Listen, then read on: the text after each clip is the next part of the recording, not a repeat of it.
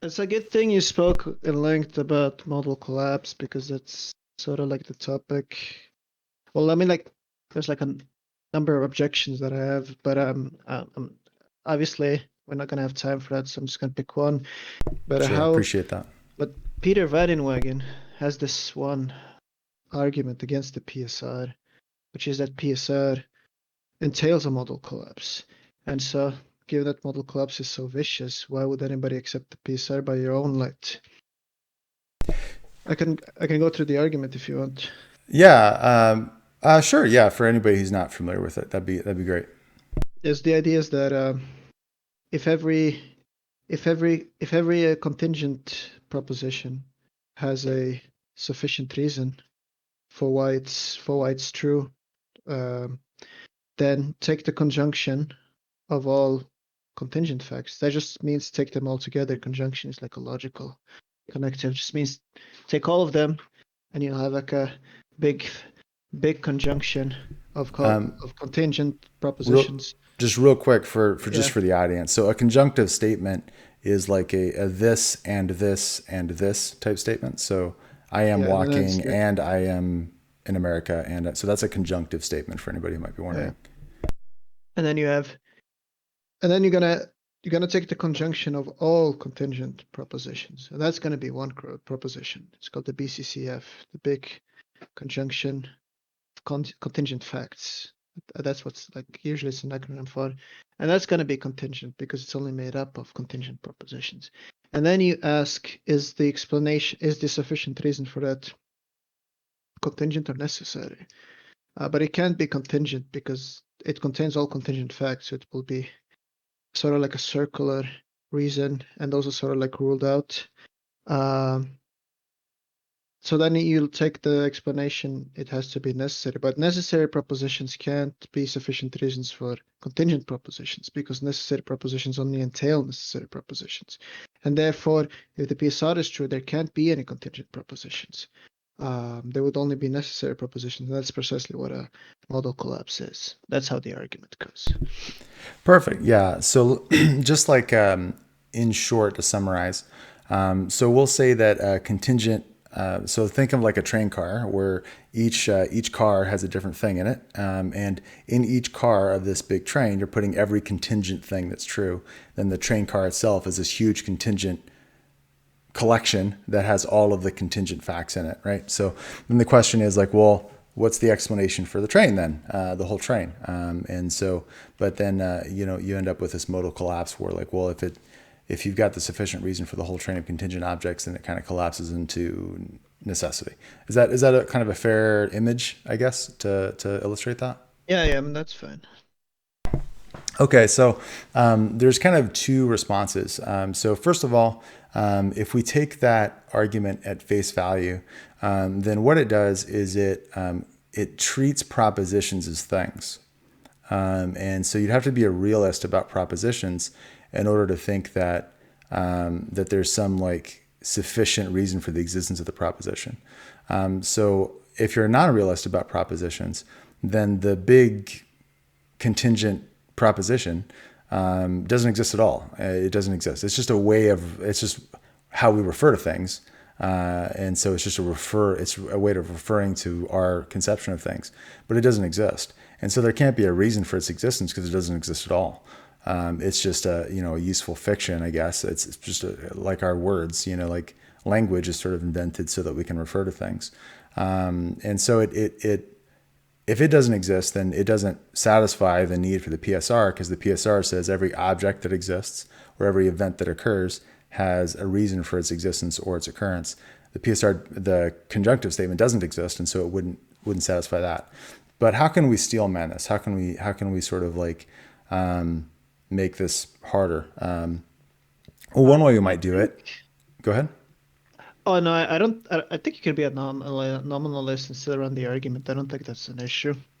Well, so then the conjunctive statement has no explanation or cause for its truth, for its existence, because it doesn't exist, would be the response. Right, So it doesn't but violate the PSR by not having an explanation for its existence, because the PSR only says it needs an explanation if it exists. No, no, no, no, no. It's not. No, I think no. There's like a confusion here.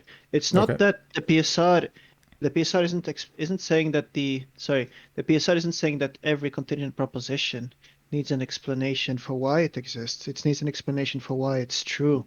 And you can preserve truth talk about proposition even if you're like a nominalist about propositions. It's not like it's not like nominalism entails non-cognitivism that nominalists can't talk in terms of like what is true and what is false.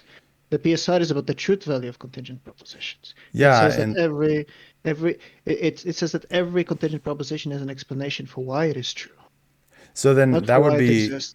that would be then attacking a version of the PSR that I'm not presenting or using in this argument.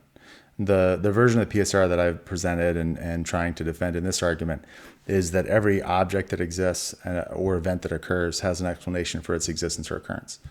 No But claims ex about facts or no claims about propositions or truth values. The PSR that I'm presenting is limited to the existence of objects and the occurrence of events. Right. But I think the problem with that is it employs the term explanation, right? An explanation is an inferential term.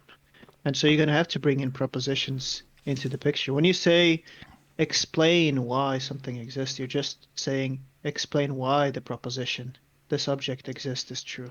Because explanation is an inferential relationship.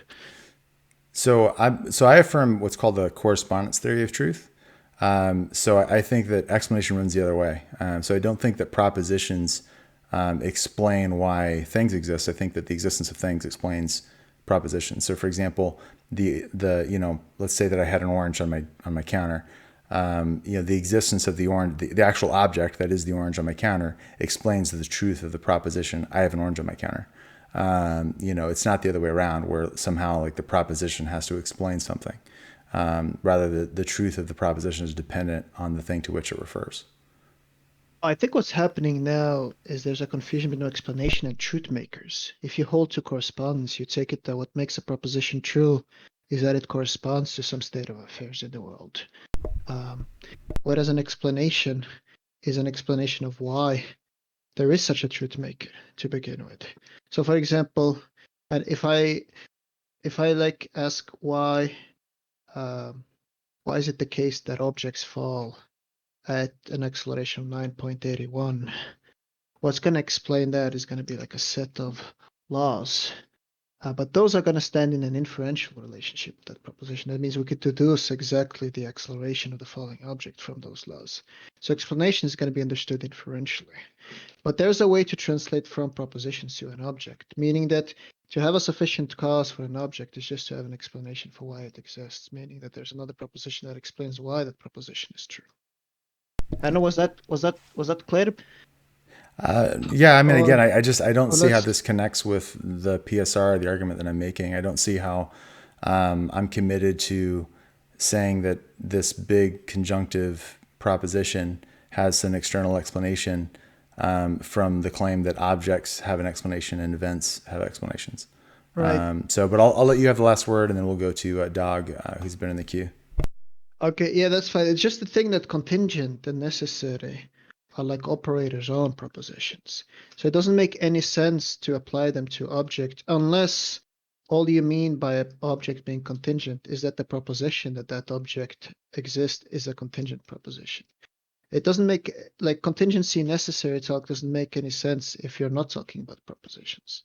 That's sort of if you watch the debate between uh, Bertrand Russell and forgot his name, I think Copplestone or something. Russell made that point to him that he doesn't understand what it means to talk about necessary object and contingent object.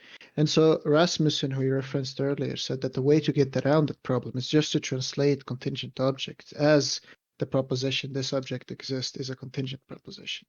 So you can't apply the PSR without proposition talk. That's the point that I was trying to make. But if you need to let somebody else up, we can maybe continue this discussion some other day. All right. Well, thanks, Deleted. I really appreciate your contribution. Thank you for listening. If you found this helpful, please like and subscribe. Please also look at the show notes in order to find a link to our group so that you can join our next discussion. I look forward to chatting with you.